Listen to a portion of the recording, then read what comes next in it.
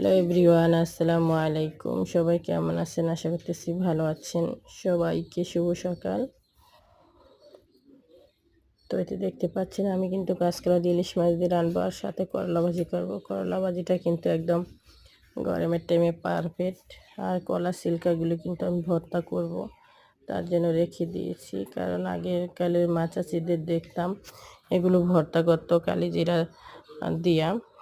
যাই হোক, খুবই ভালো লাগে, টেস্ট লাগে। কারণ আমরা তো এখন এসব খাওয়াই ভুলে গেছি। যাই হোক, আমি ভুলি নাই, আমি কিন্তু ট্রাই করি। পটলের সিল্কা বলেন, কলার সিল্কা বলেন, ভর্তাটা আমার কাছে খুব ভালো লাগে, আমি অনেক ট্রাই করি।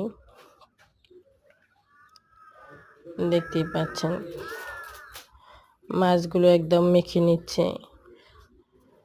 মামে দুইজন খাবো, দুইটা মাছ নিছি। আর আমার হাজব্যান্ডকে অনেক মিস করি, কারণ বাইরে থাকে, ভালো মন্দ যতই খাক তারপরও ফ্যামিলির লোকজনের সাথে নাই। এটা একটা দুঃখজনক। তার ভুলের জন্য তার এত বছর থাকতে হয়েছে, এটা আমাদের কোনো ভুলের জন্য না।